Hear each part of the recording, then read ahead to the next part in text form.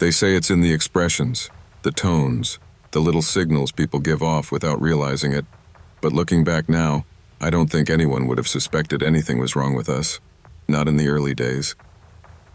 Back then, our house on Maplewood Drive smelled like fresh coffee in the mornings, and laughter echoed from room to room. I used to wake up before the kids, slip downstairs, and listen to the quiet before the day began. I thought that meant peace. Mike and I met when we were 25. He was funny, charming, the type who made bartenders laugh and pulled chairs out for strangers. I fell in love with the version of him who held open doors and talked about his dreams. But dreams have a way of dissolving when life gets heavy. I just didn't know how heavy things would become. In those early years, he worked in IT and genuinely cared about his job. He'd come home excited about new projects, and we'd take the kids to the aquarium on weekends. "Sophie, show Daddy the jellyfish drawing you made," I'd say, and he'd scoop her up like she weighed nothing. Sometimes I replay those moments, wondering if they were real or just the calm before a storm I refused to see forming. Things began shifting around the time he turned 40. At first, it was small, coming home later, complaining about his boss, staring at his phone more than talking to us.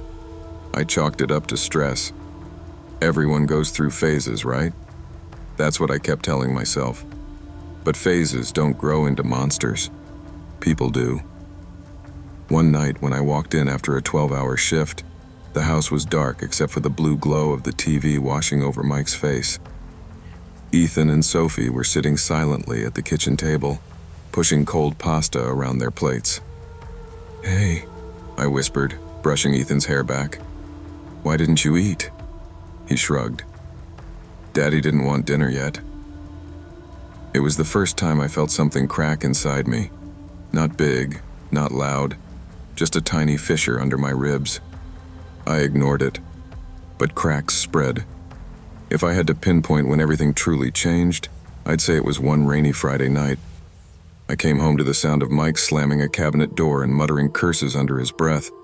The kids were huddled on the couch, frozen like deer. I tried to stay calm, setting my bag down quietly. "Long day?" I asked him, keeping my voice gentle. He didn't look at me. "Why are you late?" It wasn't the words. It was the tone. Sharp. Suspicious. Like I'd been somewhere I wasn't supposed to be.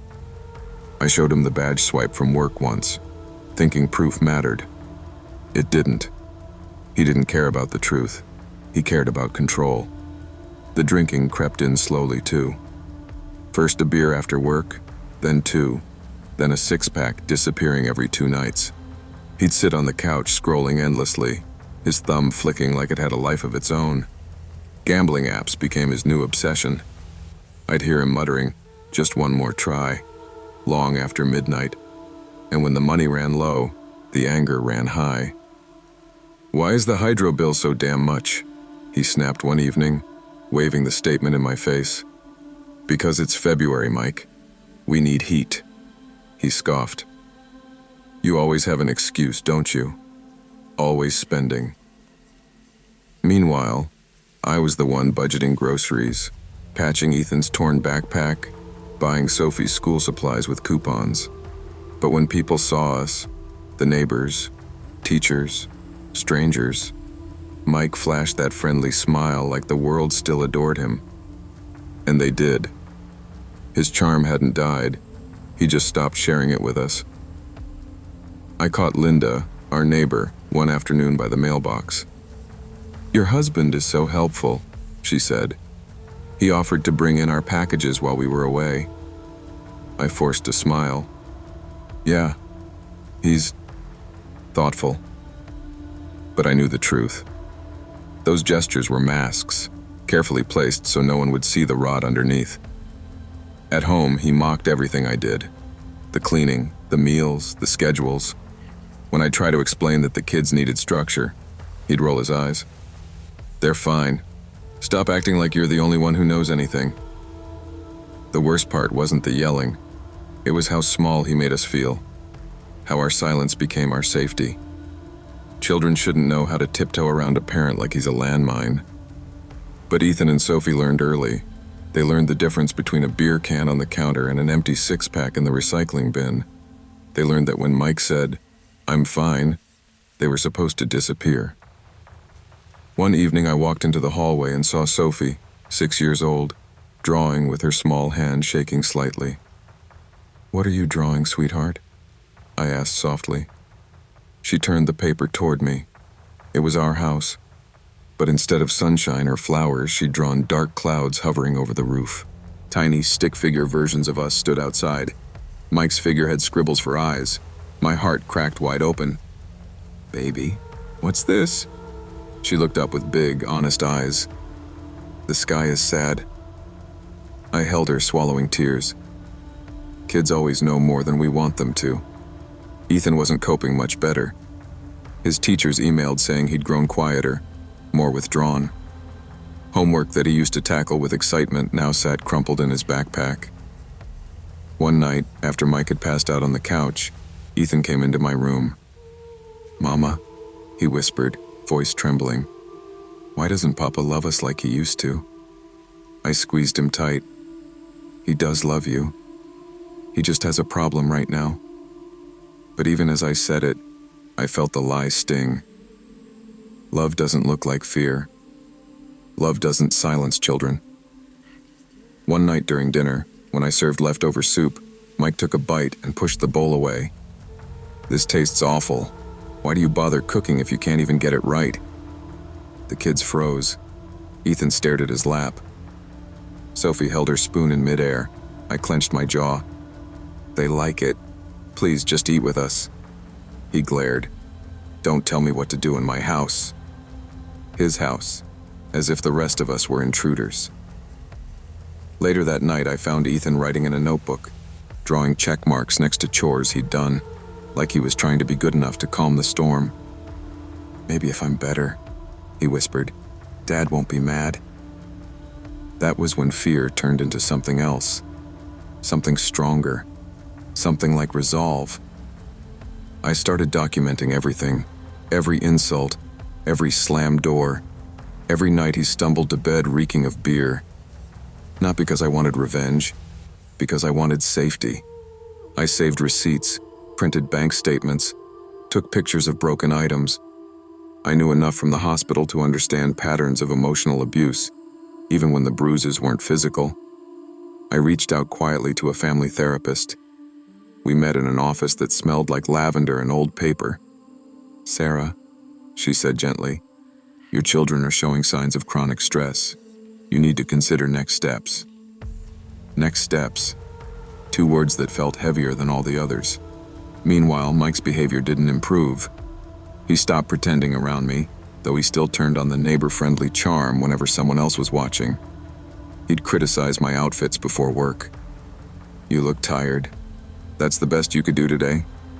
Or he'd shake his head when I tried to clean. "You never do anything right."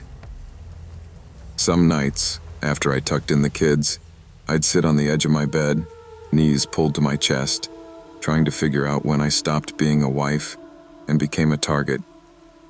Then came the night that changed everything.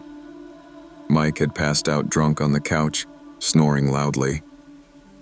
His phone slipped from his hand, and the empty beer cans clattered to the floor. The kids stood at the bottom of the stairs, wide-eyed. I swallowed hard, beckoning them. "Come here," I whispered. They tiptoed over. I knelt down, one arm around each of them. "We're going to get help," I said softly. "We're going to make our home safe again." Ethan looked uncertain. "What if he wakes up?" "He won't," I whispered. "Not tonight." That was the first time I felt a sliver of hope. A small, fragile thing, but alive. I contacted legal counsel the next morning, quietly, carefully, one step at a time. I didn't know how long the road would be, but I knew this. The house no longer belonged to fear. It was time to reclaim it. Leaving wasn't a dramatic escape. It was a slow, careful unraveling. I arranged therapy appointments for the kids, met with legal advisors, and talked to my supervisor at the hospital about flexible scheduling. Some days were still hard. The kids flinched at loud noises, and I found myself double-checking locks out of habit, but little by little, the air began to change. I remember the first morning that felt different. Sophie woke up early, padding into my room with messy hair and sleepy eyes. "Mama," she whispered, "can we have pancakes?" I smiled. "Yeah, baby, we can." We made them together, her tiny hands stirring the batter while Ethan set the table. There was no shouting, no criticism, just the soft sound of a whisk against a bowl and the faint smell of cinnamon. We began reclaiming traditions, movie nights, walks by the water, simple dinners without tension. I was still cautious, still documenting, still preparing for the inevitable confrontation with Mike when the truth finally hit him. He didn't understand boundaries or responsibility, but for the first time, I felt strong enough to face it. One evening, Linda caught me outside taking the trash out. "You look different lately," she said gently. "Lighter." I didn't tell her everything, but I did say, "We're working on making things better." She nodded knowingly. "You're a good mom, Sarah." I didn't feel like a hero. I just felt like someone who finally stepped out of a burning room. Even now, the townhouse carries the faint scents of coffee and cinnamon. Some nights the shadows still feel heavier than they should. But I watch the kids laugh again. Real laughter, the kind that shakes their shoulders. And I realize healing doesn't happen in leaps. It happens in small breaths, steady steps, tiny victories. And every step away from fear is a step toward freedom. Love should never require silence, fear, or shrinking yourself to survive. A home is meant to be a place of safety, so when someone turns it into a battlefield, the bravest and most loving thing you can do is fight for peace, even if that means walking away. Courage isn't loud. Sometimes it is a whisper that says, "My family deserves better," and choosing to build a safer future one step at a time.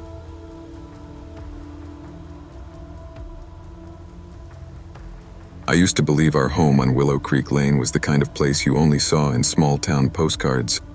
Maple leaves swirling in the breeze, the windows glowing warm at dusk, and the smell of cookies drifting out into the crisp Portland evening air.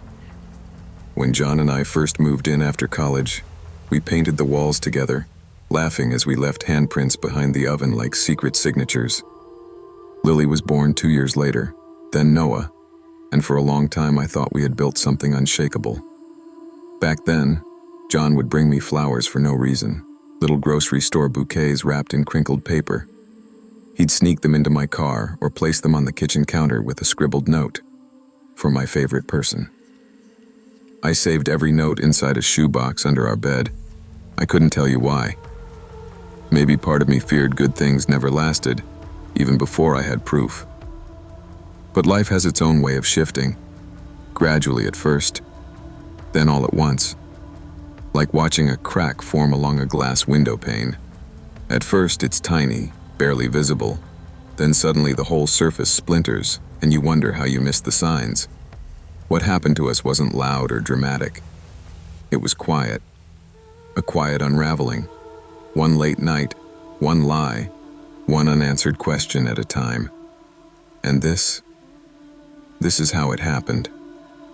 I remember the first time I felt John drifting. It was early autumn, one of those Portland evenings when the air smells like rain even before the storm arrives. I'd cooked spaghetti, John's favorite, back when he still smiled at me across the table. The kids were chattering, Lily showing off a drawing from school, Noah excited about a science project he'd glued crookedly.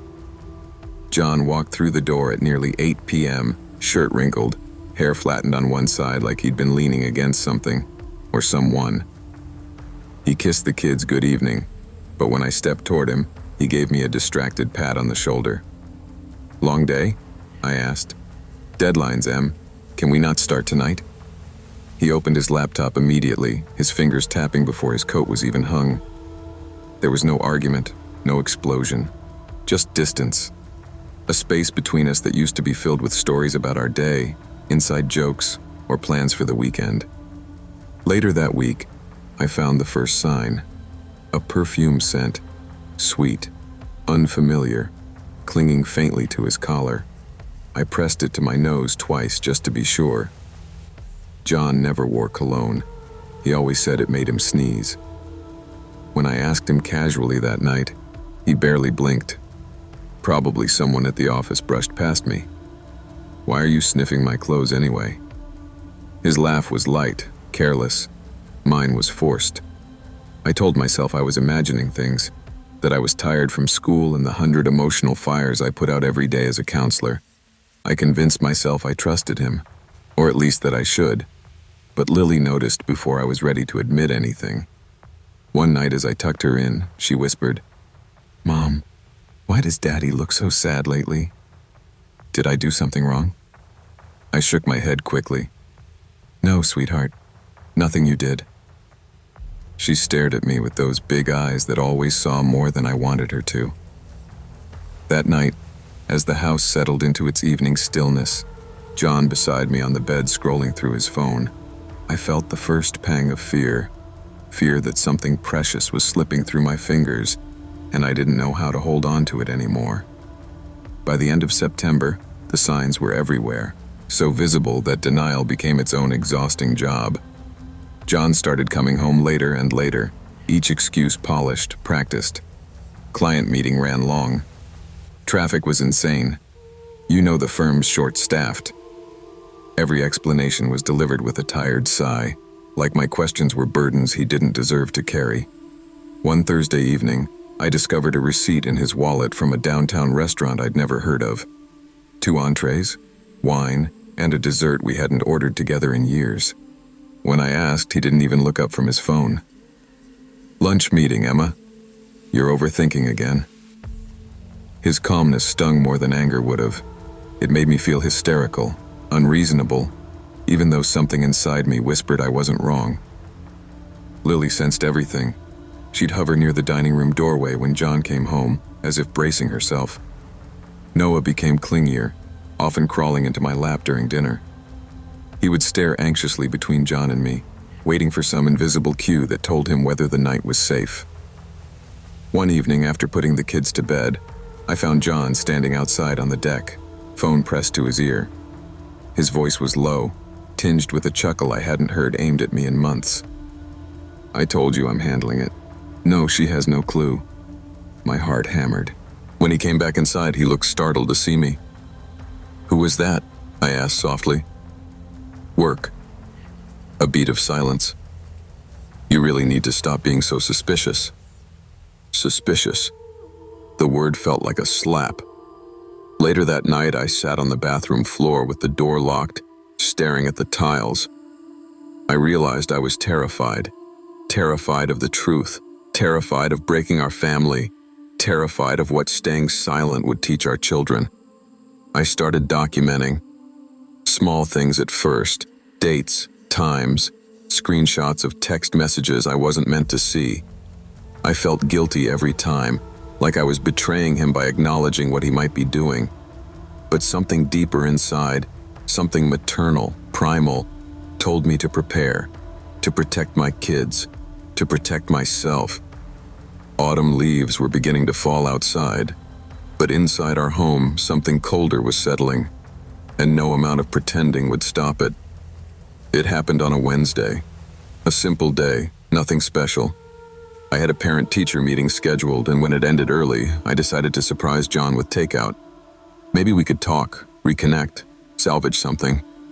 When I walked up the driveway, I saw an unfamiliar car parked out front. Sleek, shiny, too new for any of our friends. My stomach tightened. I approached the house slowly, takeout bag swinging in my trembling hand. Through the living room window, I saw them. John and a young woman, pretty, smiling, her legs brushing his under the coffee table. He laughed, a soft, intimate laugh I hadn't heard in months. It didn't feel real. It felt like watching someone else's life unravel.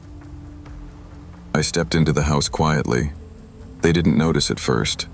The woman was touching his arm, leaning in. John's posture was relaxed, comfortable. familiar in a way that made my heart crack open.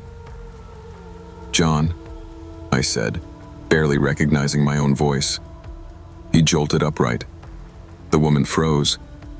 "What is going on?" I asked, the words shaking out of me. John rubbed the back of his neck, trying to act casual. "Emma, this is harmless. Just a coworker. You're overreacting." Overreacting? The word hit me harder than the betrayal itself. The young woman muttered something about leaving and practically ran out the door. John didn't chase her, but the guilt on his face was unmistakable. I set the takeout bag on the counter and stood there in silence, waiting for him to say something real. He didn't. He just sighed and said, "You always do this, Emma. You twist things. You make everything harder than it needs to be." For the first time in months, anger replaced fear. "John, I saw you. I saw everything." But he shook his head slowly, like I was a child who didn't understand the rules. That night, he slept in the guest room. I lay awake listening to the faint hum of the heater, my heartbeat loud in the dark, and I knew, deep in my bones, that something irreversible had happened. A line crossed. A truth exposed. The life I thought we had was gone, and pretending wasn't an option anymore. The next few weeks were a blur of quiet planning. Not dramatic, not cinematic, just the slow, steady gathering of courage, one practical step at a time. If John sensed anything, he pretended he didn't. I confided in my sister Claire first. She showed up at my door that evening with a bottle of tea, a warm sweater, and eyes full of worry. "Emma," she whispered, "you don't deserve this." I felt myself break a little in her arms. She helped me organize everything: documents, finances, safety plans. She reminded me of things I'd forgotten: passwords, shared accounts, even the importance of keeping the kids' routines consistent while things shifted silently beneath the surface. I contacted a family lawyer. Quietly, carefully. She spoke to me with the gentleness of someone who'd seen too many women in my position. "You're doing the right thing," she told me. "Your safety and your children's emotional stability matter more than keeping up appearances." Lily and Noah sensed the change, though I tried to keep life as normal as possible. Homework, dinners, bedtime stories. But the tension in the house pressed against us like thick fog. One night, Lily crawled into my lap and whispered, "Mom, are you and Daddy mad at each other?" I swallowed hard. "Sweetheart, adults have problems sometimes, but none of it is your fault." "But are we safe?" she asked, her voice barely audible. That question nearly broke me. "Yes," I said firmly, holding her tighter. "I promise you're safe." John grew more distant, more secretive. He guarded his phone like it contained state secrets. He left for hours without explanation. But he still played the charming husband in public, making jokes at dinner with friends, wrapping his arm around my waist for show. Only I felt the way his hand trembled. Only I heard the bitterness behind his laugh. Only I saw how his eyes avoided mine when Margaret, his mother, asked gently, "Are you two doing all right?" I said we were fine. John nodded along, but the truth was already set in motion. I wasn't staying. I was preparing to walk away from the man I once loved, to rebuild something safer for my children, something honest, even if it meant starting from scratch. The night everything changed wasn't filled with shouting. It didn't erupt in chaos or slamming doors. It was quiet, eerily quiet, like the calm before a long overdue storm. John came home late again, smelling faintly of cologne he never used to wear. He tossed his keys on the table and grabbed a beer from the fridge. I watched him from across the room, hands folded in my lap, heart steady in a way it hadn't been for months. "John," I said softly, "we need to talk." He exhaled sharply. "Emma, I'm tired. Can this wait?" "No," I replied, standing. "It can't." He looked at me then, really looked. but there was no remorse in his eyes. Just irritation. Maybe fear. I couldn't tell anymore. "I know about everything," I said. "And I'm done pretending. I've talked to a lawyer." His face tightened. "You're being dramatic." "No, John. I'm being a mother." He scoffed. "So what? You're taking the kids away from me now?" "I'm giving them stability," I said. "Something you haven't given us for a long time." Silence filled the room. Heavy. Final. He looked down, maybe realizing the ground had shifted beneath him. "Emma, I didn't mean for any of this." "I know," I said quietly, "but intention doesn't undo harm." He slumped onto the couch, burying his face in his hands. For the first time, he looked small, lost, and I felt a pang of grief, not for him, but for the life we'd once had. The next morning, I told Lily and Noah that things were going to change.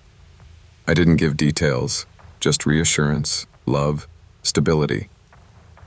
Lily nodded solemnly. She was old enough to understand more than I wanted her to. Noah crawled into my lap, whispering, "Are we still a family?" "Yes," I said, kissing his forehead. "A different shape, maybe, but still a family." Claire helped us pack essentials, the kids' favorite toys, clothes, important documents. We didn't rush. We didn't panic. We simply moved forward. When I finally closed the door behind us, suitcase in hand, I felt something I hadn't felt in a long time. Breath, space, possibility. Leaving didn't feel like losing. It felt like choosing hope over fear. And for the first time in months, I believed we were going to be okay. When I look back now, I can almost pinpoint the exact moment things started to shift, though at the time I brushed it off like lint on a sweater. Mark and I had been married for 9 years, most of them steady and uneventful in the best possible way. We had our routines, lazy Sunday mornings with burnt pancakes, evening walks around the neighborhood, and the comforting hum of a life built on small, consistent habits. Our house wasn't big, just a 2-story place in the suburbs with peeling paint in the hallway and a perpetually dripping bathroom faucet. But it was ours. Mark used to be the kind of man who laughed loudly, talked openly, and slept deeply. But somewhere between promotions, deadlines, and late-night emails from his job, the brightness in him dimmed. At first, I thought it was simple exhaustion, stress, the kind every adult carries like invisible luggage. He assured me, "I'm fine, Em, just tired." I believed him. I wanted to believe him. But then the nights grew strange. He'd stay awake long after midnight, pacing the living room, muttering under his breath. When I asked who he was talking to, he'd reply, "Just working things out."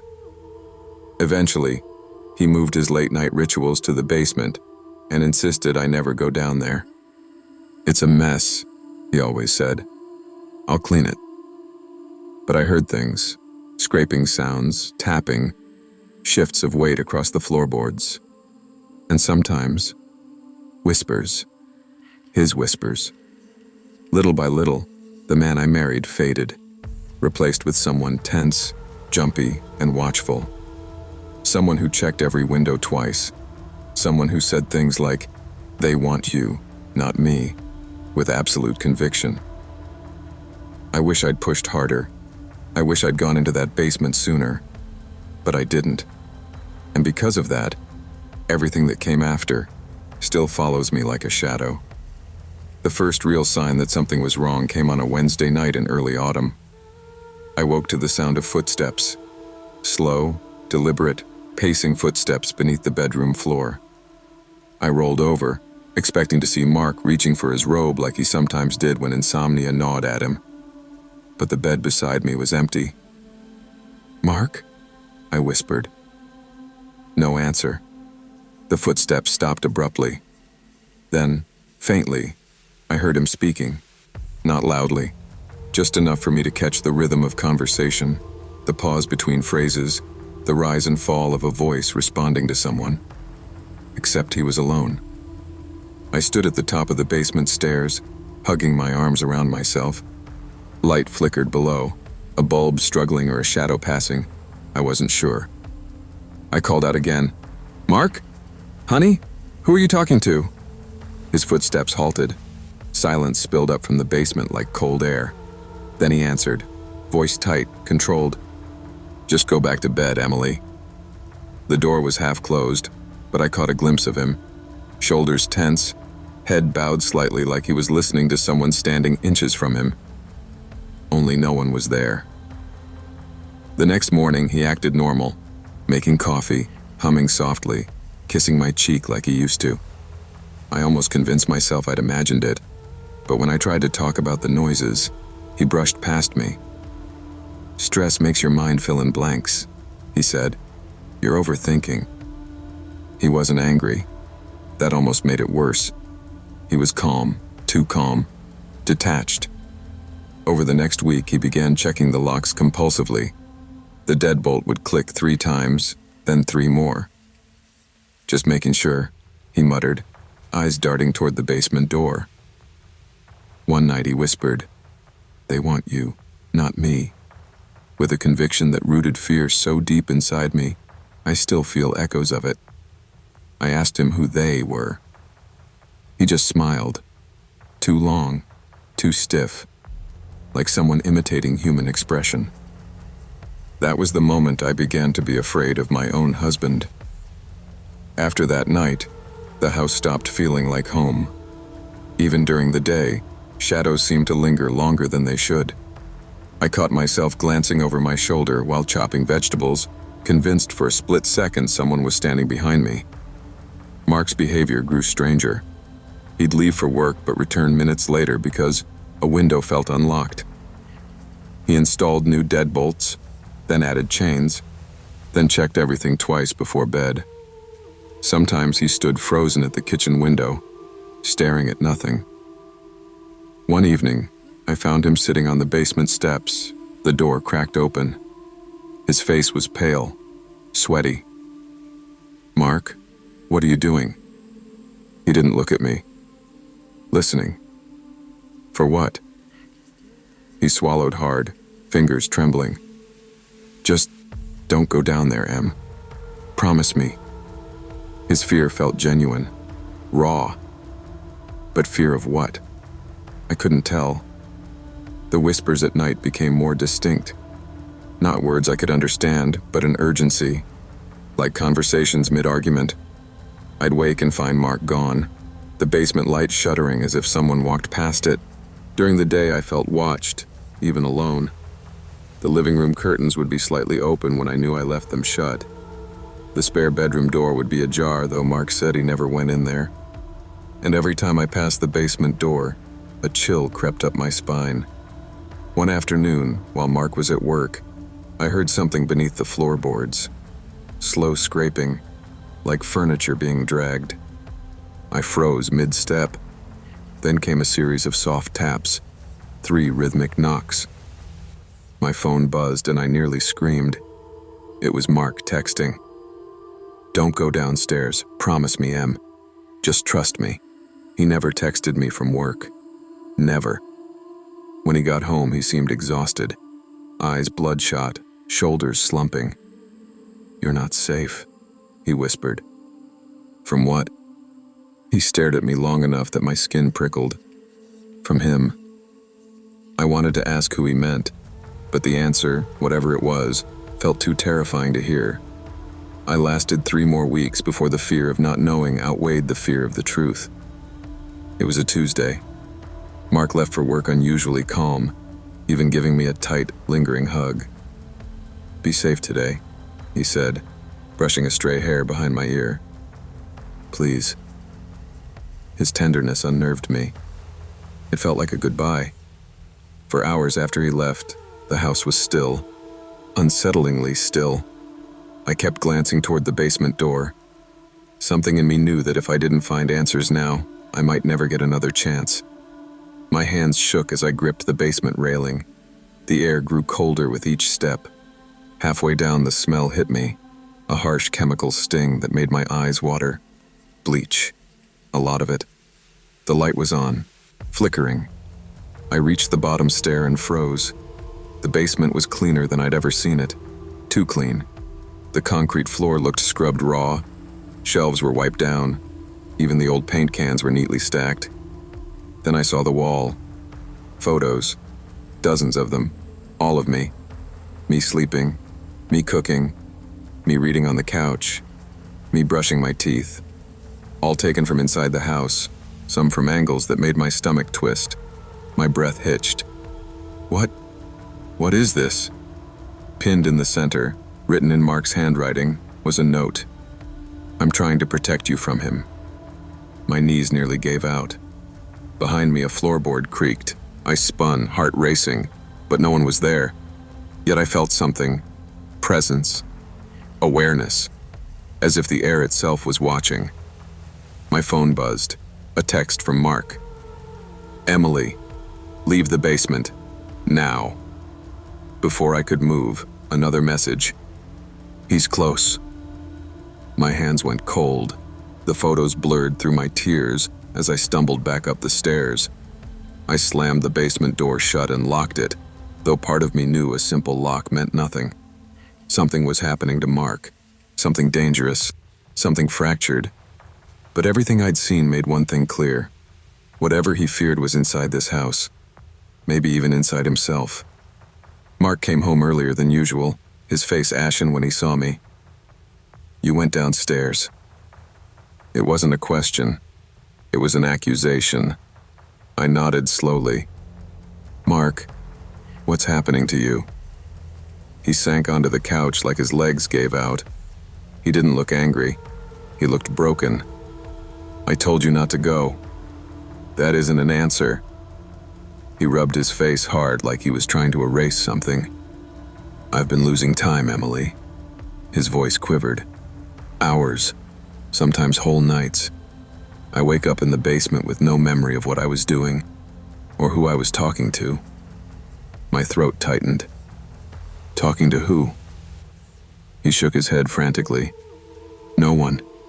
Myself. But it doesn't feel like me. It feels like someone else wearing my skin. His words chilled me deeper than any ghost story ever could. I hear him, Mark whispered. In my head. Telling me you're in danger. Telling me he can keep you safe if I let him take over. Mark, I said, inching closer. You need help. Real help. He laughed, a sound fraying at the edges. Help. Emily, you don't understand. I'm trying to protect you. From who? I asked softly. His eyes lifted to mine, and the fear in them was unmistakable. From the other me. The one that wants you gone. A silence so heavy it pressed into my bones filled the room. I didn't know what to say, what to do. I wanted to run. I wanted to hold him. I wanted to scream. Sometimes, he whispered, I hear him telling me to hurt you. I don't want to. God, I don't want to. But what if one night I'm not strong enough? His voice cracked then, the sound of a man terrified of himself. Emily, I'm losing the fight. I reached for his hand, hesitant, trembling, wondering if the man I loved was still somewhere behind those terrified eyes. But one thought repeated itself in my mind, louder than reason. If he feared himself, how could I not fear him too? The next morning I made a choice. I packed a small bag while Mark slept, his breathing uneven and restless. Every zip of the suitcase felt like betrayal. Every folded shirt felt like goodbye. But staying felt like gambling with something I couldn't risk. My life, or his. When he woke, he found me at the kitchen table, keys in hand, bag at my feet. He froze. You're leaving? His voice was soft, devastated. I nodded. Just for now. I need to be safe. And you need help, real help. not bleach and locked doors and whispered warnings. He sank into the chair across from me, his hands trembling violently. "I don't want to hurt you, Emily. I swear I don't." "I know," I whispered. "That's why I'm going." Tears filled his eyes. Not dramatic, not loud, just slow and exhausted. "I'm scared." "I am too." He reached across the table and placed his hand over mine. I didn't pull away, though every instinct screamed at me to. "Promise me you'll come back," he said. "I'll come back when it's safe, for both of us." He nodded slowly, like a man surrendering to a truth he never wanted to face. "I'll get help," he said. "I'll try. I don't want to be this." I believed him. I truly did. But I still stood, still lifted my bag, still walked toward the door. As I reached for the handle, he spoke one last time.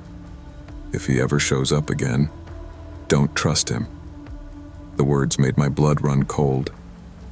"I won't," I said. I stepped outside into the cool morning air, letting the door shut behind me. The sky was gray, but for the first time in months, I felt like I could breathe. As I drove away, I didn't look back. Some stories aren't meant to be watched from the rearview mirror. Some stories you leave behind before they sink into your skin. When someone you love begins to lose themselves, compassion matters, but so does safety. You cannot save someone by sacrificing your own well-being. Courage isn't always staying. Sometimes real courage is knowing when to walk away and seek help before pain turns to tragedy. Long before my world began to unravel, I believed my life on Maple Avenue was steady, simple, even comforting. When Greg and I first moved into the modest 3-bedroom apartment in Seattle, I thought we were building something solid. The rain-washed windows, the evergreen trees dripping outside our balcony, the muffled hum of evening traffic, they all felt like pieces of a quiet, ordinary life I could trust. Back then, Greg was attentive in a way that felt flattering. He organized our kitchen pantry like it was a project worth presenting, folded laundry with crisp precision, and read parenting books before we even decided to try for a baby. Friends joked that I had married the most reliable man in Washington. When Liam was born, Greg took fatherhood as though it were an exam he needed to ace. At first, I thought it was sweet. He timed bottles, tracked naps, researched car seat safety, like he was preparing for a courtroom battle. I brushed off the tension in his voice when he double-checked the locks at night or asked me if Liam's cough sounded different. It all seemed rooted in love. But over time, something in Greg shifted. It wasn't loud or explosive. It was quiet, creeping, like the slow spread of mold behind wallpaper. He scrutinized everything. The toys Liam touched at daycare, the handrails in public parks, the children Liam wanted playdates with. One evening, when Liam was barely 5, I walked into the living room and found Greg pacing in circles, whispering to himself like he was working through a math problem only he understood. "Everything has to be perfect," he muttered, hands shaking, "or else something terrible happens." I had never heard fear in his voice until then. Not fear of danger, but fear of losing control. "Greg," I said gently, "Liam's safe. He's just playing in his room." He looked up, eyes sharp and haunted. "You don't see it, Rachel. Someone has to protect him. From the world. From everything." That was the first moment I felt a shadow slip between us. I didn't know then how wide it would grow. The air inside our apartment changed long before I admitted it. Liam, once full of shrieks of laughter and endless questions, grew quieter. He watched Greg the way a small animal watches an unpredictable storm, respectfully still, anxiously prepared. I noticed it in the little things, the way Liam flinched when Greg stood up too fast, the way he asked permission to play with toys he used to grab freely, the way he searched my face for reassurance whenever Greg began talking in that clipped, measured tone. The nights were worse. Greg sat up in bed with the glow of his tablet illuminating his face as he read article after article about childhood threats, bacteria, playground injuries, psychological development charts. Sometimes he shook me awake at 2 a.m. "Rachel, did you disinfect Liam's shoes after the playground? They carry parasites. You know that, right?" "He's fine," I whispered, trying to calm him. "Please, just sleep." He never did, not fully. Our neighbor, Denise Harper, was one of the few people I trusted enough to confide in. She lived across the hall, 50-something, retired nurse, sharp-eyed but kind. One afternoon, after Greg had snapped at Liam over a spilled cup of juice, I stepped into the hallway just to breathe. Denise was watering her potted rosemary plant. "You okay, honey?" she asked, eyebrows lifting with gentle concern. I didn't mean to cry, but I did. Quietly, the way women cry when they're terrified of being heard. "Greg's not the same," I whispered. "He's obsessed. Liam's terrified of him." Denise didn't brush it off the way I expected people to. Her face tightened, serious. "You listen to me," she said softly. "What you're describing isn't normal parenting. You need to document everything. And you need to think about getting help. For you and that little boy." I wanted to believe she was overreacting. But that night, Greg created a new schedule for Liam. One with no playdates, no spontaneous activities, no unstructured time. Every minute accounted for. Every potential risk crossed out in red pen. When I told him it was too much, he only smiled. A calm, eerie smile. "I'm saving him," he said, "from the pain you can't see." That was the night our home learned to hold its breath. I didn't realize how much fear had settled into my bones until Liam came home from kindergarten with a bruise on his arm. Just a faint one, yellowing around the edges. But when I asked him what happened, he hesitated. "Daddy said, I grabbed the spoon wrong," he whispered. My lungs tightened. Greg had always called his discipline structured, but this was different. Real. Physical.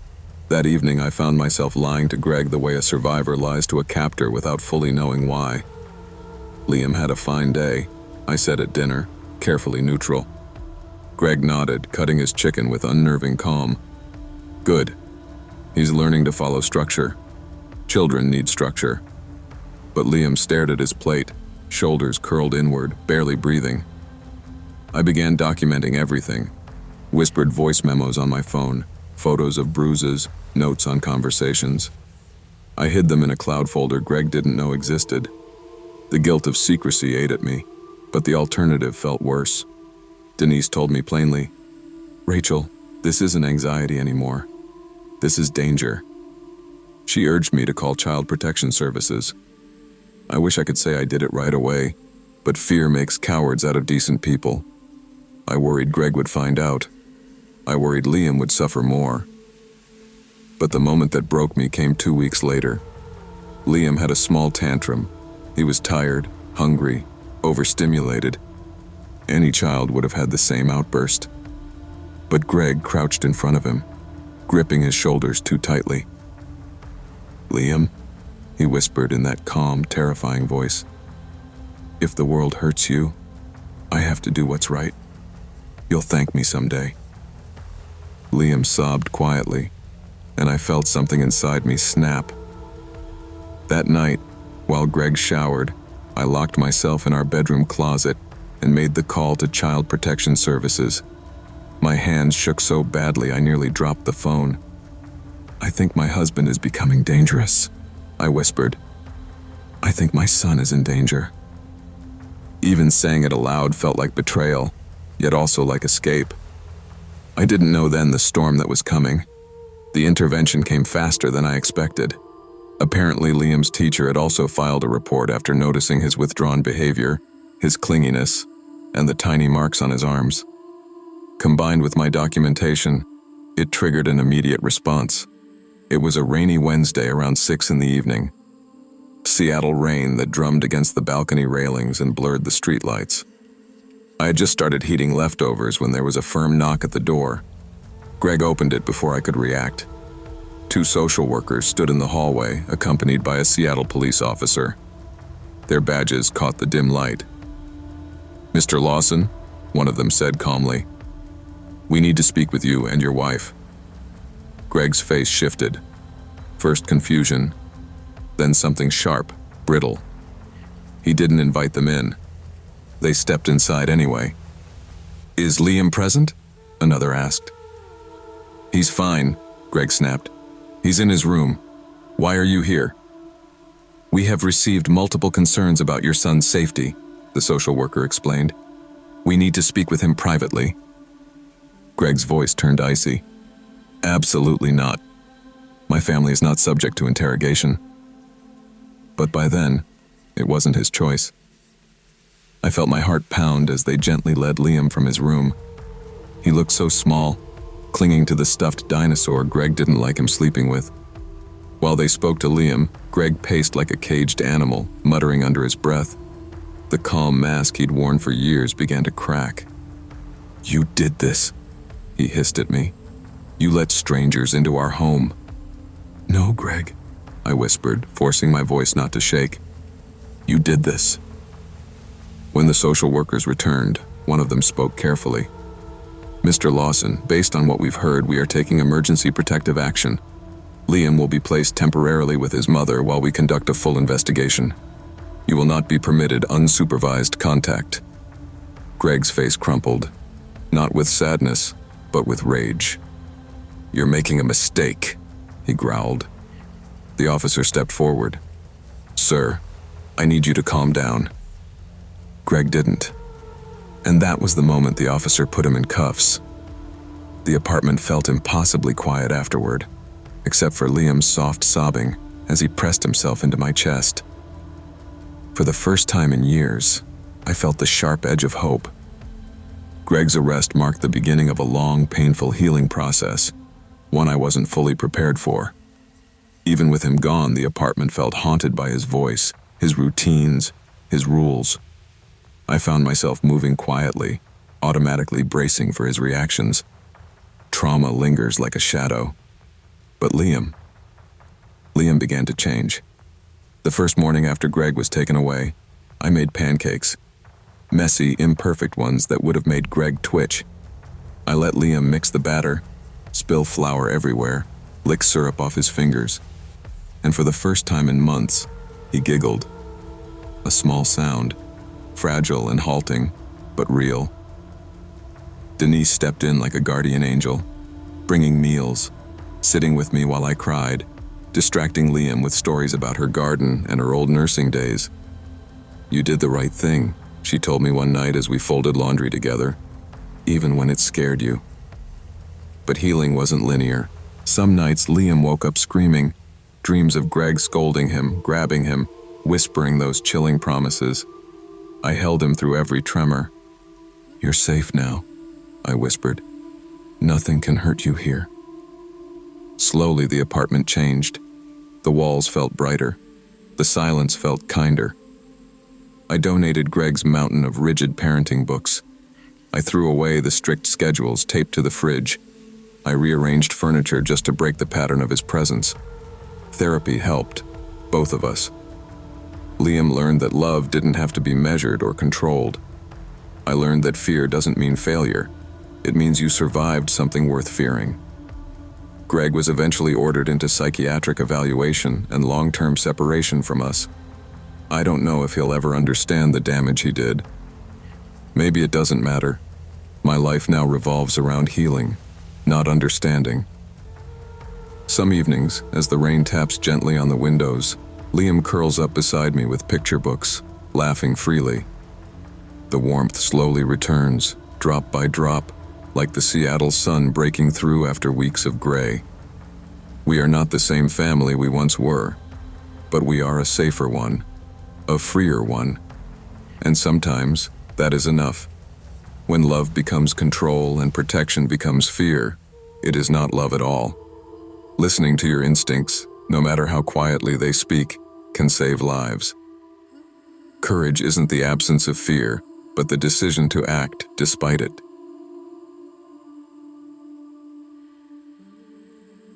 I used to think Adam's secrets were charming. He'd dodge questions with a smirk, hide birthday gifts under blankets in the trunk of the car, or tell half-finished stories from his childhood and claim I'd fill in the rest eventually. I married him because he felt safe, steady, even predictable. I never imagined the kind of fear his silence could grow into. When his mother passed, we moved into her old 2-story house on Alder Ridge, tucked behind a sagging picket fence and leaning pines. It wasn't beautiful, but Adam insisted we keep it exactly as she left it. I agreed. Grief makes people cling to strange things. The first few weeks were normal enough. The kitchen smelled like old tea bags, the floorboards creaked like they were complaining, and the upstairs hallway always ran cold. I wrote it off as an old house settling. But Adam changed almost immediately. He avoided one room, the upstairs guest room, like it burned him. He'd pause in front of the door, jaw tight, whispering under his breath. The first time I asked about it, he mumbled, "Storage. Just junk." A week later, I heard coughing from inside the room. A woman's coughing. Weak, thready, like someone who'd been sick for a long time. I froze on the staircase, listening. Adam, downstairs in the living room, didn't react at all. When I asked him about it later, he stared at me like I'd admitted to a crime. "No one is in that room, Sarah," he said flatly. "Don't go near it." I laughed it off then, but the sound inside had felt real, tangible, alive. I didn't know it yet, but that was the first moment the house, and Adam's past, began closing in around me. The next strange thing happened on a rainy Thursday night. I woke to the sound of hammering. Soft, rhythmic, deliberate. Adam wasn't in bed. I followed the noise upstairs, heart thudding. He stood in front of the guest room door with a hammer in one hand and long nails in the other. His hair hung loose around his face, his shirt damp with sweat. He didn't look at me. "Adam, what are you doing?" "Securing it," he muttered. "It needs to be secure." "For who?" He stopped hammering but didn't turn. "Please, Sarah," he whispered. "Just go back to bed." His voice cracked on the last word. I backed away, unsettled. When I returned to the bedroom, I heard him speaking, low, shaky, through the newly boarded door. "I'm sorry," he whispered. "I'm so sorry." The house felt like it was holding its breath. Days passed. I tried to focus on work, on unpacking boxes, on pretending this wasn't all deeply wrong. But the house didn't let me. At night, I heard crying inside the sealed room. A woman's voice, soft, desperate. Please let me out." I confronted Adam after 3 nights of this. He grabbed my shoulders, panic wild in his eyes. "She's not in there," he insisted. "She can't be. You're imagining it, just like I used to." "Used to?" I asked. But he shut down immediately, pacing back and forth like a caged animal. "Don't make me talk about her." Her. I didn't press further then, though every instinct told me I should.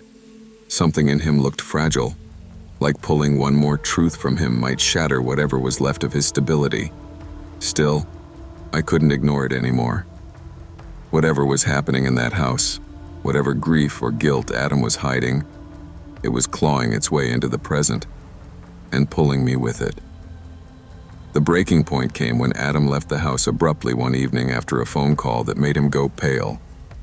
He grabbed his keys, muttered something about needing air, and sped off before I could ask where he was going.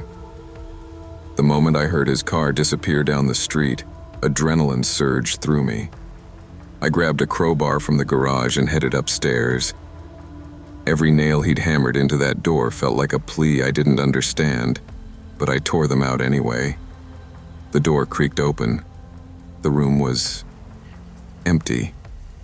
untouched for years. Dust coated the furniture, the wallpaper peeled like old scabs, and the air smelled of nothing but cold and stale wood. The only object out of place was a single wooden chair facing the window. No woman, no footprints, no signs of life. But the chills down my spine didn't ease. Someone had cried in that room. I knew what I'd heard. I searched the room, desperate for answers.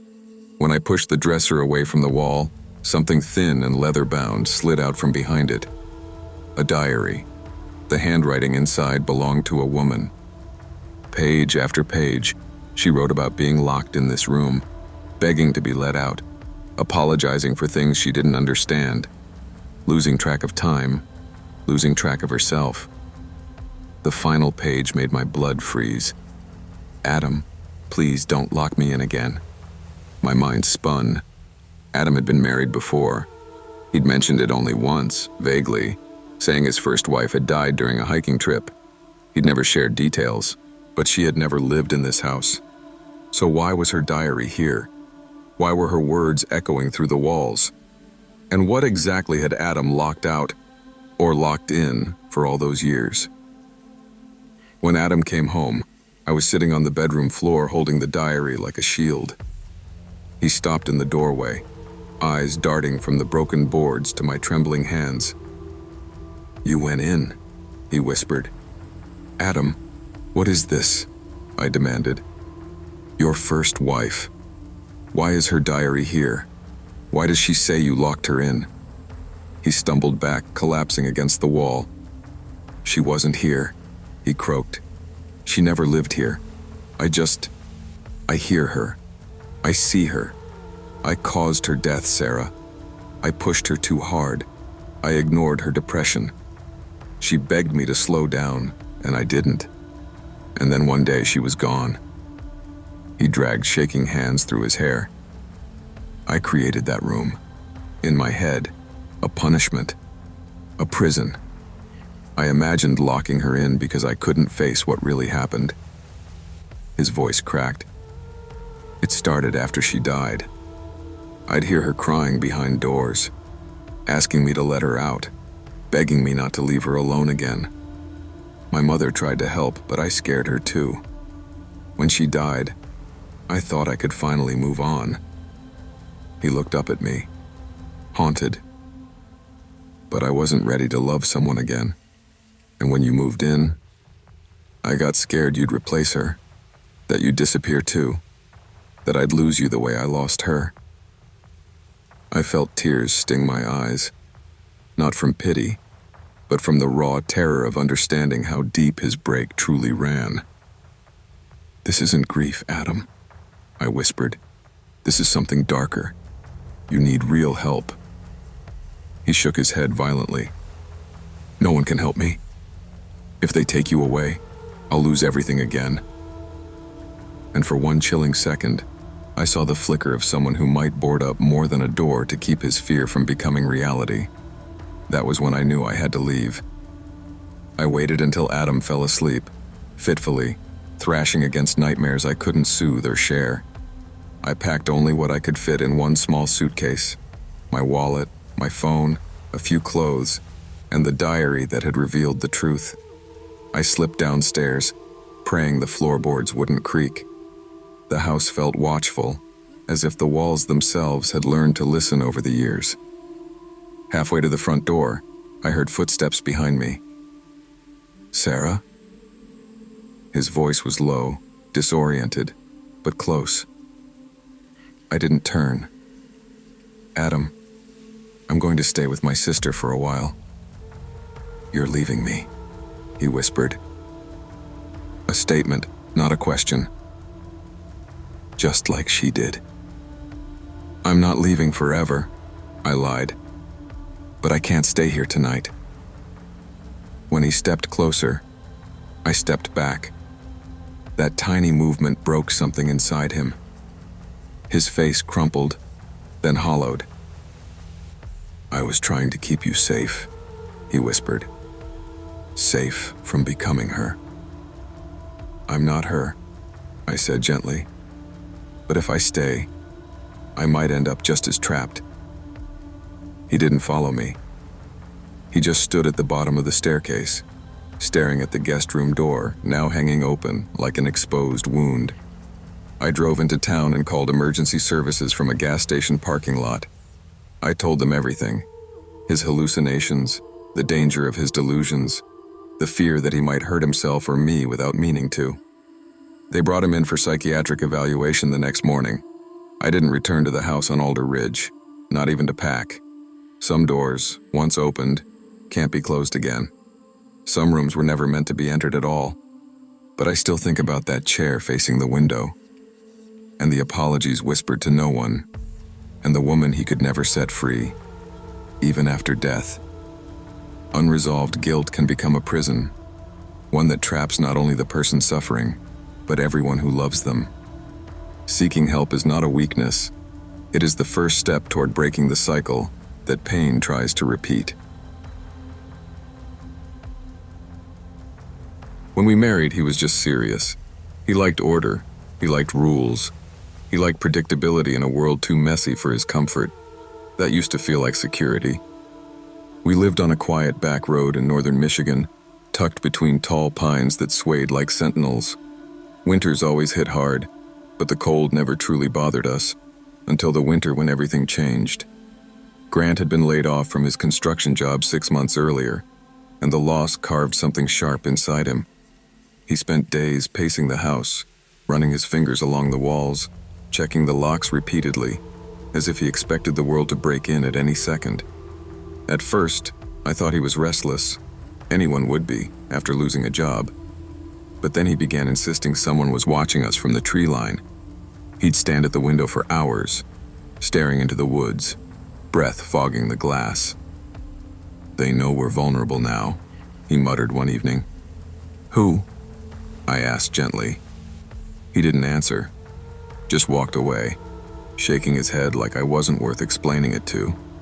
Soon he added 4 locks to every door and taped the curtains shut.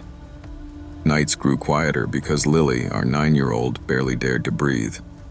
When I'd find kitchen knives missing or tools hidden, Grant would test me later. "Notice anything off?" I'd lie and say no because honesty only made him look at me like I'd joined the imaginary threat. It was still early winter then. I didn't know the worst was coming. By mid-December, Grant barely resembled the husband I knew.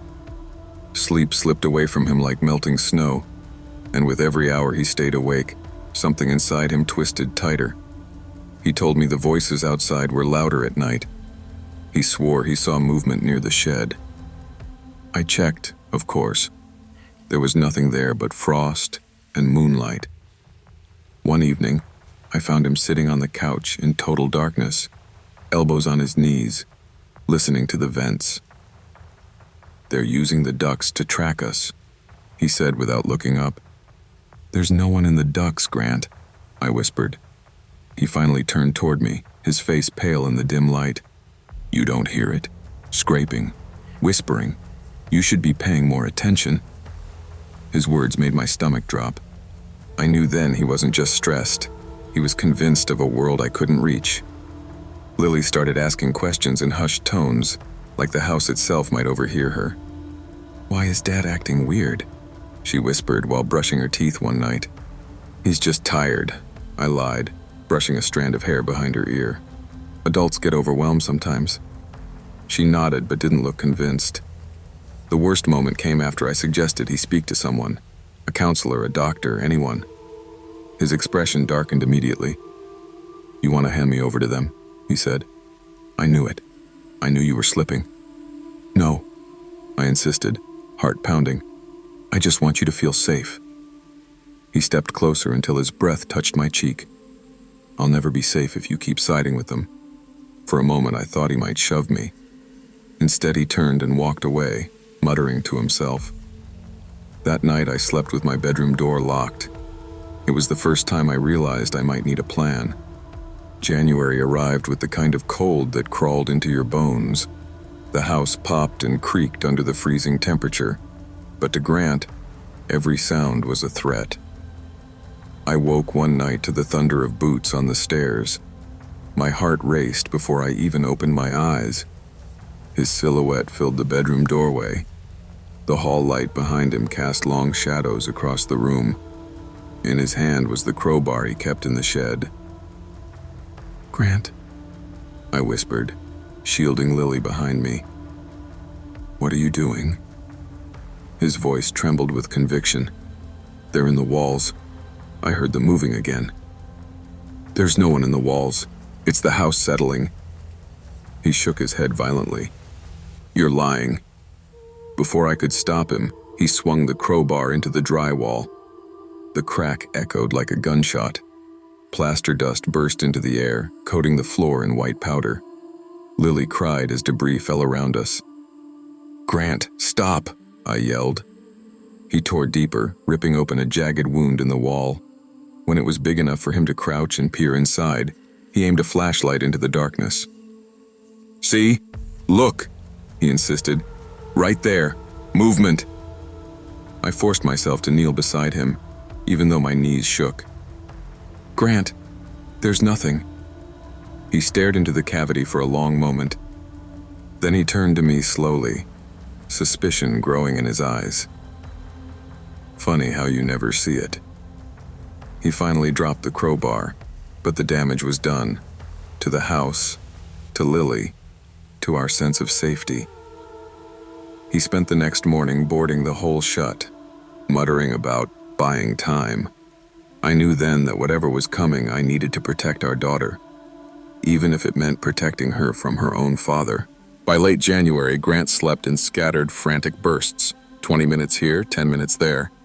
Most nights he wandered outside in the snow, circling the house like a guard dog too exhausted to rest.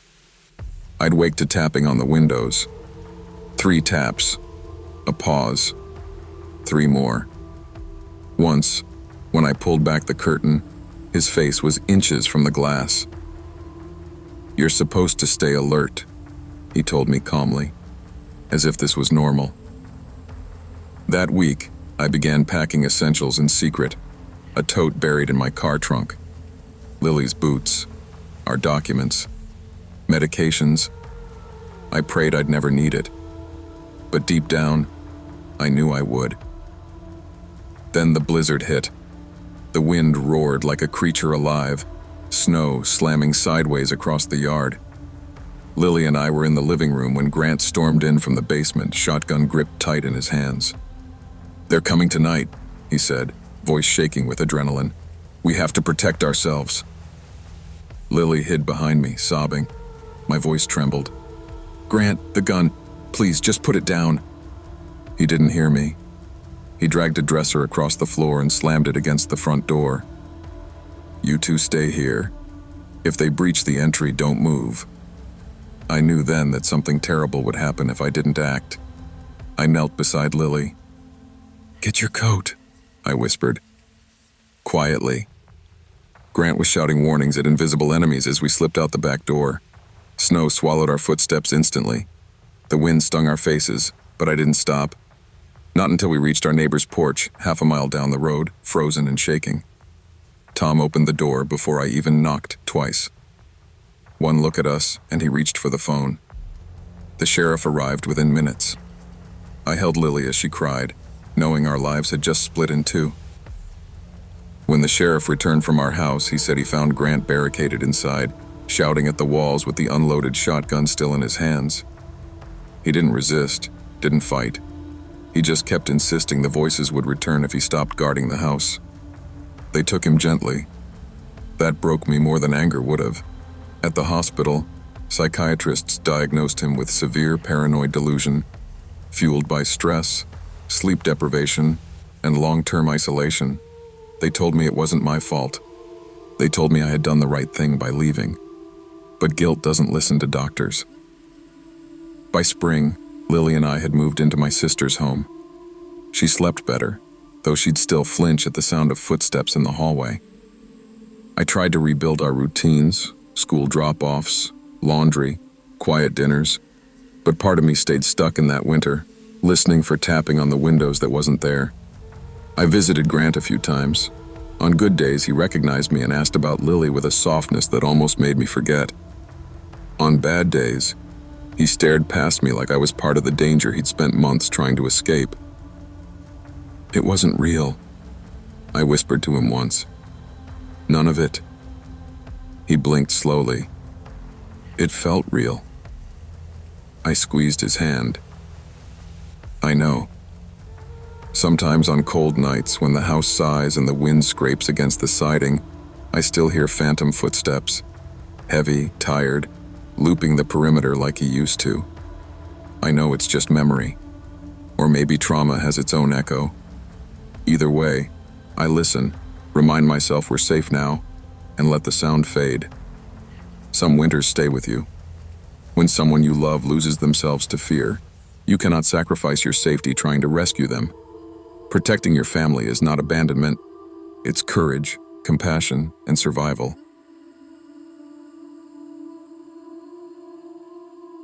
People like to say every marriage starts with a dream, but mine started with a sense of safety. Daniel was the kind of man mothers trusted instinctively. Steady job, soft voice, good posture, the kind of guy who held the door without turning it into a performance. I met him when I was 23, and exhausted with dating men who lived like stray dogs. Daniel felt like the opposite of chaos.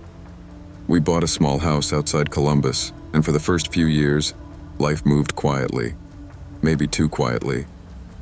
It wasn't until after our daughter Lily was born that something shifted in him. It was subtle at first. He'd stand by the living room window for long stretches, watching neighbors walk their dogs or unload groceries. I'd ask what he was staring at, and he'd say, "Just checking the street. You never know who's out there." I assumed fatherhood had made him cautious. But then he started saying strange things. He'd mention the girl across the street, Jenna, a college sophomore, like he knew her personally. "She's been sad this week," he'd say, tapping his finger on the window glass. "You can tell from the way she walks." I told him he was imagining things, but he'd just smile tight, like he knew something I didn't. At night, I'd wake to the creak of floorboards. Daniel would be standing in the hallway, barefoot, staring into the darkness. Sometimes he stood outside Lily's door, head tilted like he was listening to something only he could hear. "She breathes unevenly," he said once. "It could mean asthma. I'm keeping her safe." I wanted to believe him. I needed to. But the man I married, the predictable, gentle Daniel, was slipping away, replaced by someone who felt like a stranger wearing his face. The first time I found the notebook, I wasn't even looking for it. I had dropped one of Lily's toys and watched it roll under our bed, settling right against a loose board I'd never noticed. When I pried it up, expecting dust and maybe a spider, I found something else entirely. A thin black notebook with frayed corners, the kind teenagers use for doodles. But this wasn't doodles. It was names. Women's names. In looping, deliberate handwriting. Half the women lived on our street. There were notes next to some of them. Hair smells like citrus. Walks alone at 7:40 p.m. Seems lonely. I felt my stomach sink, slow and heavy. My hands shook so badly I almost dropped the notebook. When Daniel came home that night, smiling the same polite smile he used on neighbors, I hid it in my purse and tried to breathe normally. At dinner he asked, "You seemed quiet today. Everything okay?" "Just tired," I lied. "Work stuff." He nodded, but his eyes lingered too long, as if he could see the truth pressed against my ribs. A week later, 2 husbands from down the block came to our door. One of them, a tall guy named Mark, asked why Daniel had been hanging around his wife's car every morning. Daniel stepped outside, chuckled like it was all a misunderstanding. And then something in him snapped. His face twisted, and he lunged forward, shouting so loudly the porch railing rattled. It took everything I had to pull him back inside. When he calmed, he insisted he didn't remember any of it.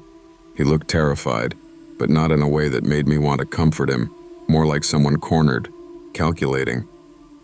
That night, I slept with the notebook clutched to my chest, realizing I no longer knew the man who slept beside me. It was early spring when everything sharpened into something undeniable. One night I woke at 3 a.m. and noticed Daniel wasn't in bed.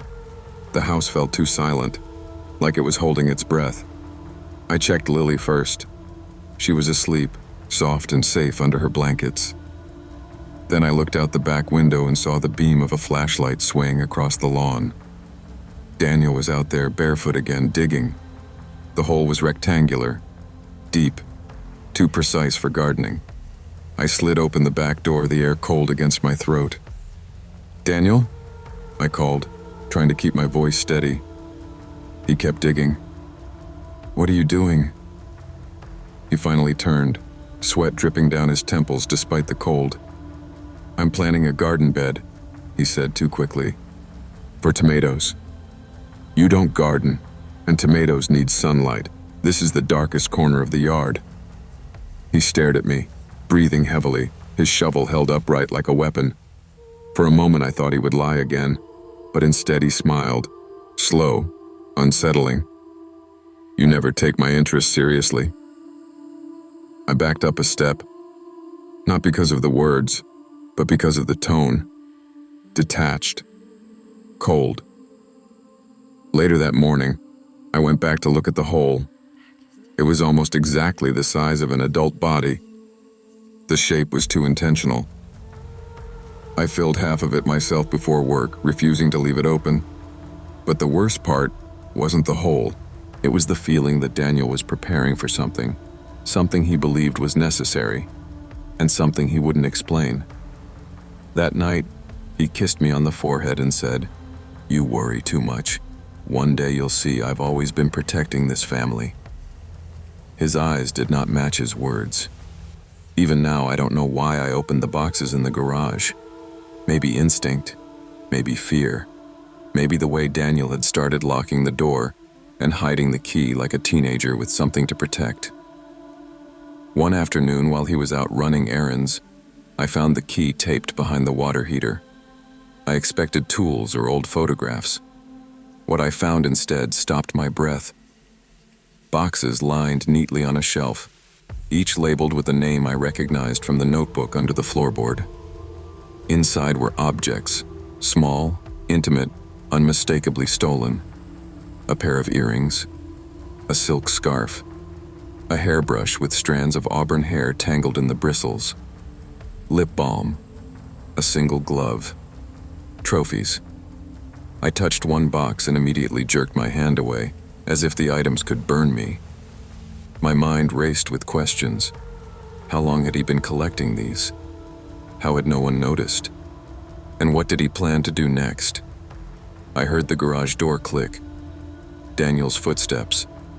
I shoved the lid back on the nearest box and stepped away just as he walked in. He looked from me to the shelf, and something flickered in his expression. Panic, then anger, then something much darker settling in his eyes. "What are you doing in here?" he asked quietly. "I was looking for paint," I said. Even I didn't believe my voice. He took a slow step toward me. "You shouldn't be in places you don't understand." The room felt too small, the air too thin. I pushed past him and hurried to the house. He didn't follow. He just watched me with that blank, calculating stare, like a man deciding what to do with a problem he wasn't ready to solve. That night, I locked Lily's door from the inside and slept sitting upright, knowing that whatever Daniel was becoming, I could no longer pretend it was stress or exhaustion. It was something far more dangerous. I didn't leave all at once. I planned quietly, slowly, because by then I knew Daniel watched everything. My phone, my movements, my expressions. I made copies of important documents at work. I hid cash and Lily's stuffed animals. I told neighbors I might be traveling soon so they wouldn't question seeing my car packed. The breaking point came one night when I heard Daniel whispering through Lily's door. His voice was soft, rhythmic, like a lullaby gone wrong. I stepped into the hall and saw him kneeling there, his palm flat against the wood. "What are you doing?" I whispered. He didn't turn around. Her breathing changed again. She's scared. Kids know when something's coming. My heart pounded so hard I thought he could hear it. "Daniel, go to bed." He finally stood, slowly, like he was surfacing from a trance. But before he walked past me, he said, "You need to stop interfering. It makes things harder." The next morning, I took Lily to daycare early. I told them it was an emergency work shift. Then I drove to the house, grabbed 2 bags I'd packed, and left. I didn't explain. I didn't leave a note. I simply drove until the city disappeared in the rearview mirror. Within 24 hours, I was in a women's shelter 3 counties away, signing papers, shaking so badly the pen kept slipping. When I told the counselor everything, she didn't question a single word. She simply said, "You did the right thing leaving." Daniel never came after us, not physically at least, but some nights I still see him in my dreams, standing in the yard, shovel in hand, staring at the place where the hole used to be. And I wonder what would have happened if I hadn't left when I did.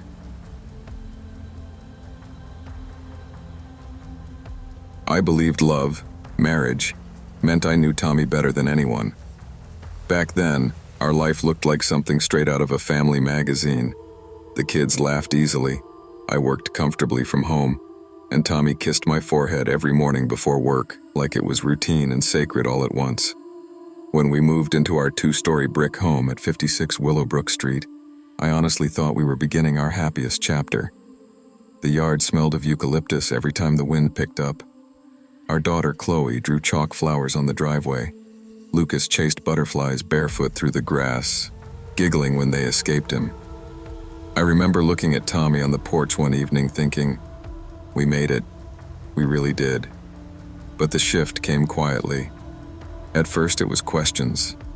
Too many questions. Where were you? Who did you talk to? Why did it take you 15 minutes to get milk? He said it playfully, but his eyes were sharp, checking my answers for cracks. Then came the phone monitoring. The tone of his voice changed. The softness disappeared. I chalked it up to stress, his job, his mother's failing health, anything but the truth I didn't want to see. When he scolded Chloe one evening for picking the wrong dress, his voice slicing through the hallway like a whip, I swallowed my worry.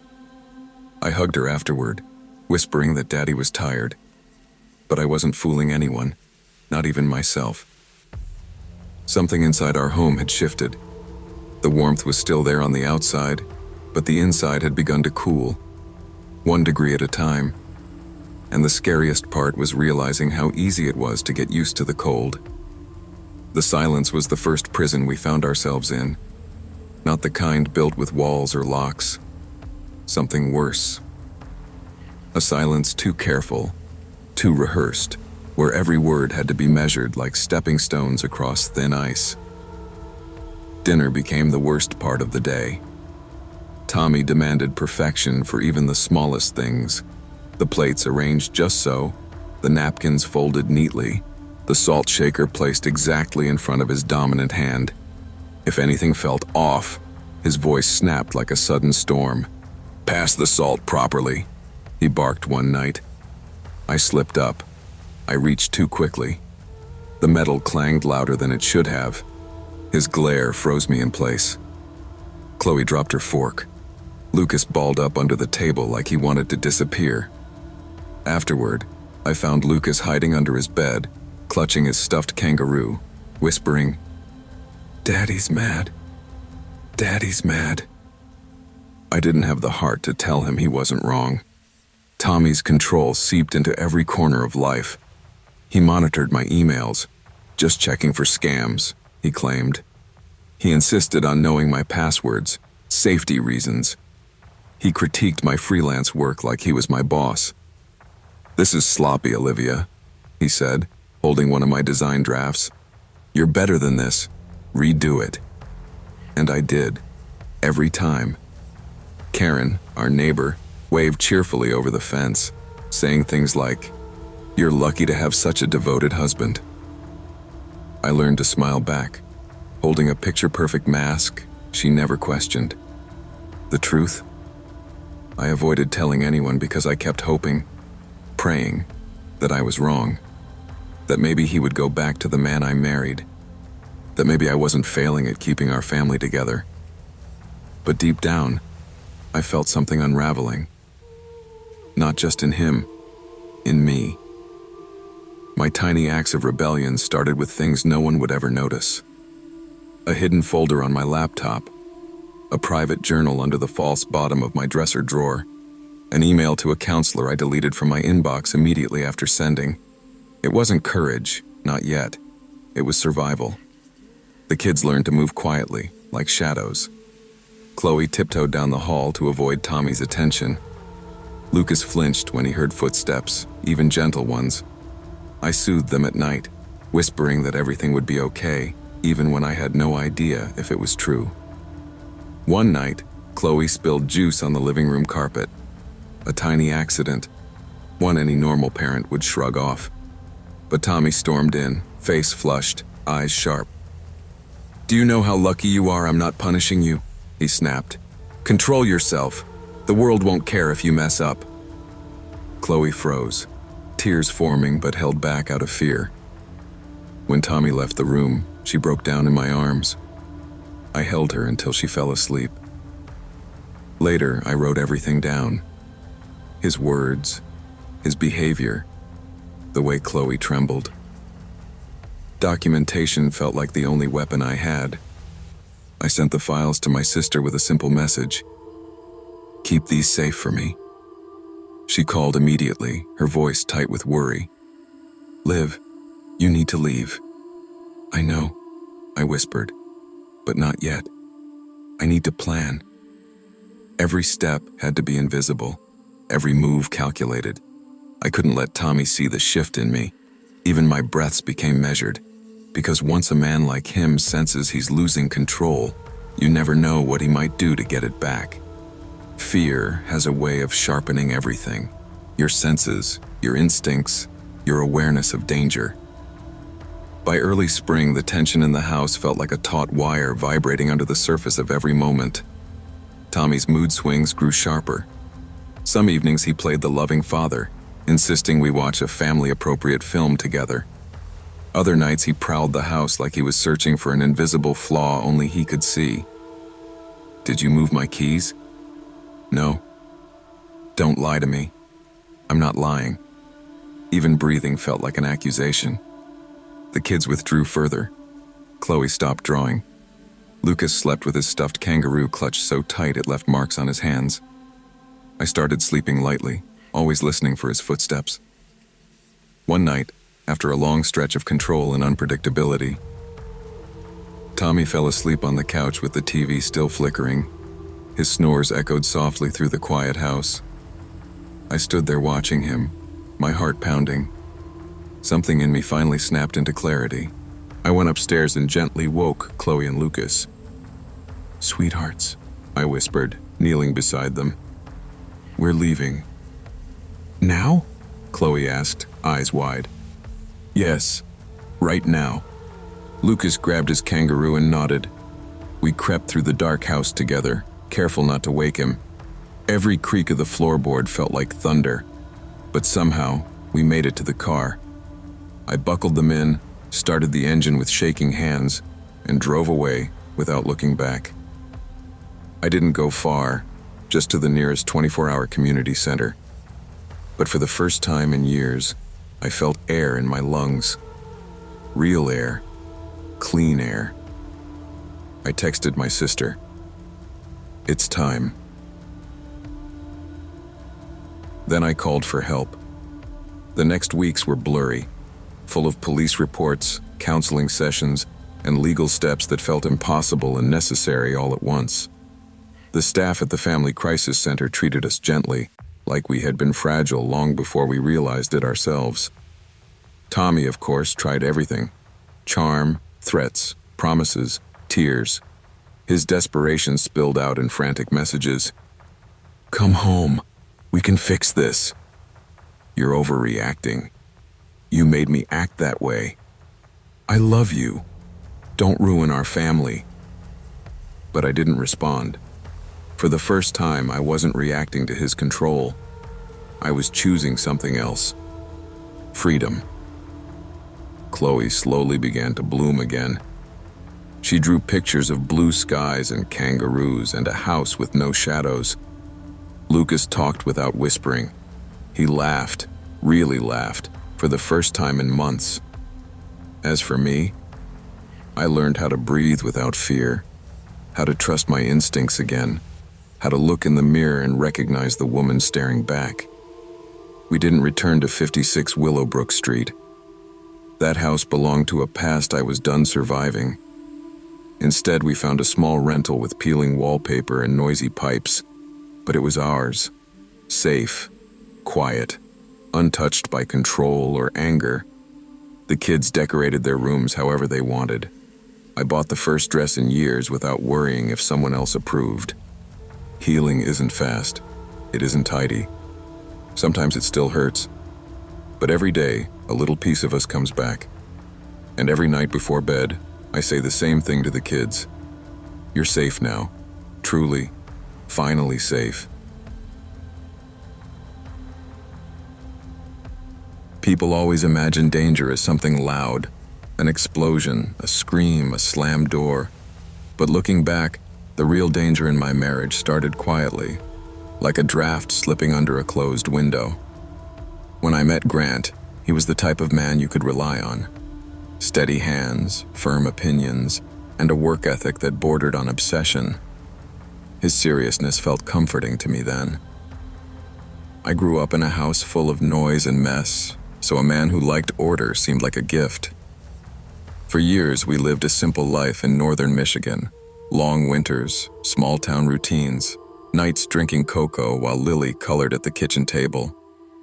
Grant worked construction and came home tired but gentle. He taught Lily how to build birdhouses from scrap wood. He hugged me from behind while I cooked. If someone had told me he'd one day tear apart our home searching for imaginary intruders, I would have laughed. Grant was grounded, practical, unshakable. But in the spring of 2021, the layoffs came. His company downsized, and he was let go with barely a thank you. I watched something dim inside him that day.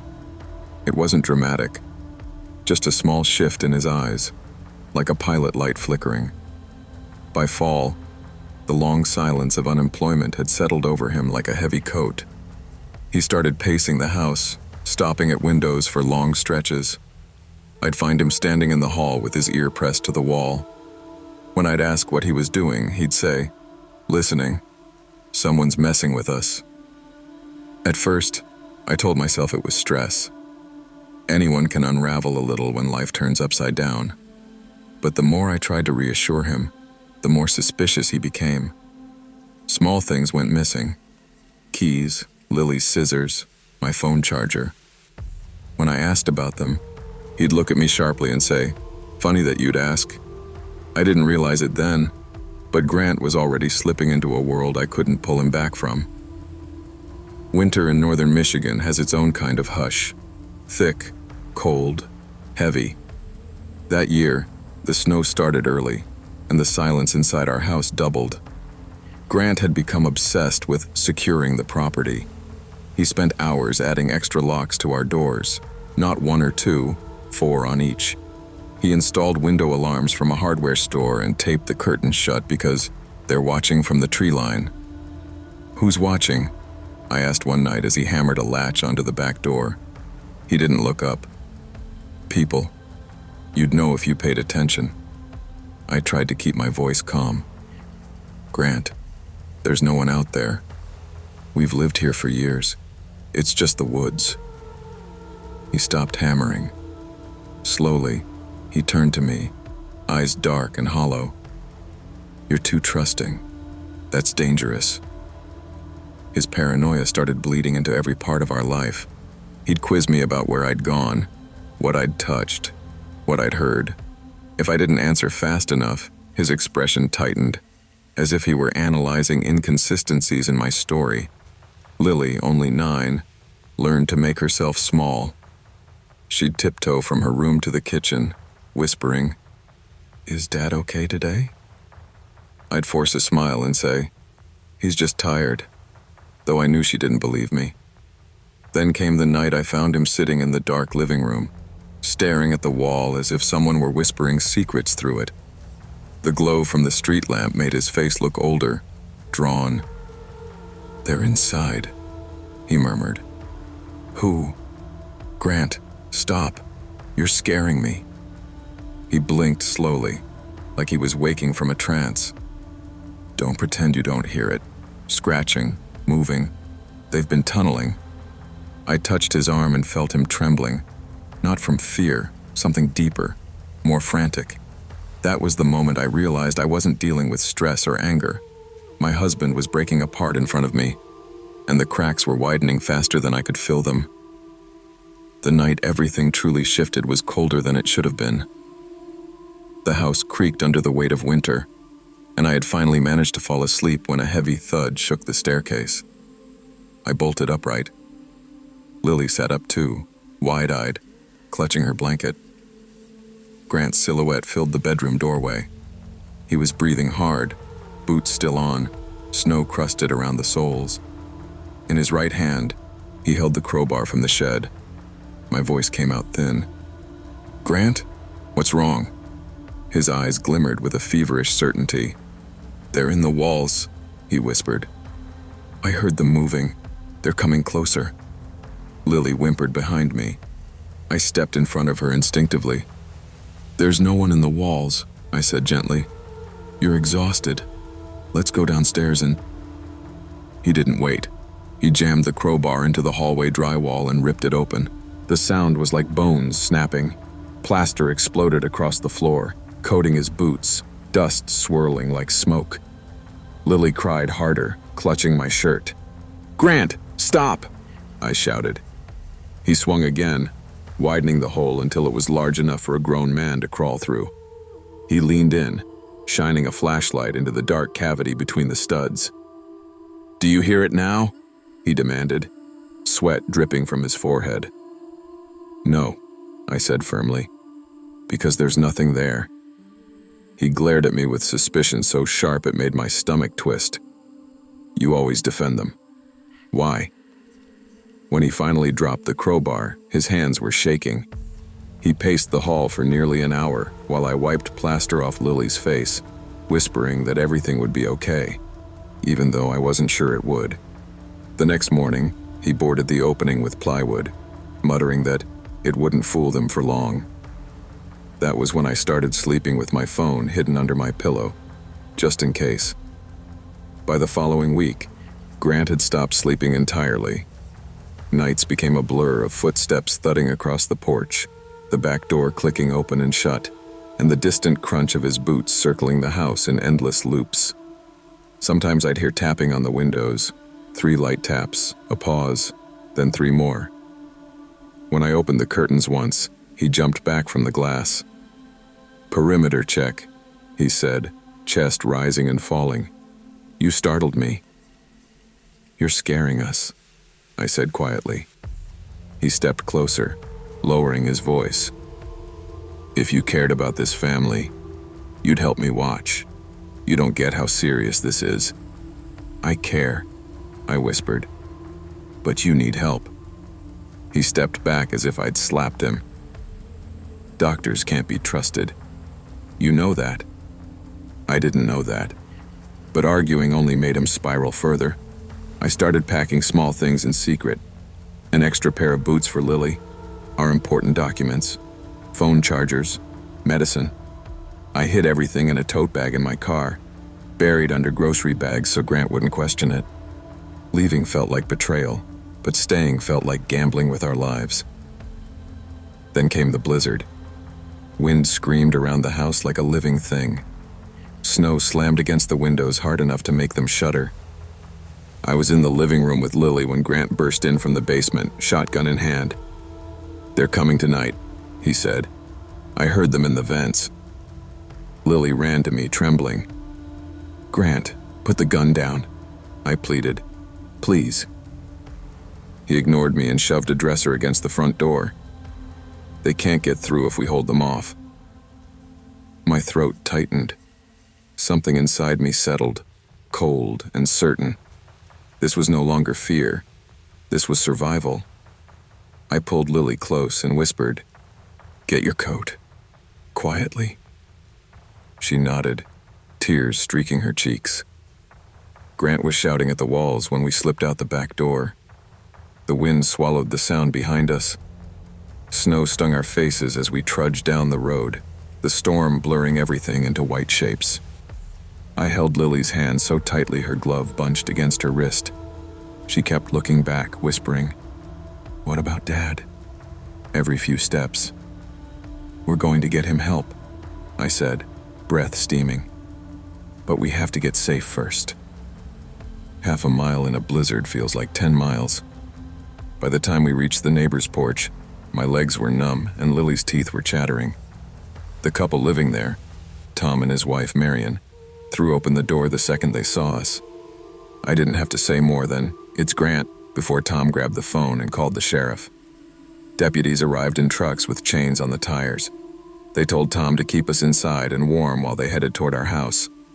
I sat with Lily on Marion's couch, wrapped in a blanket, listening to her soft crying. I felt guilt and relief braided together in my chest.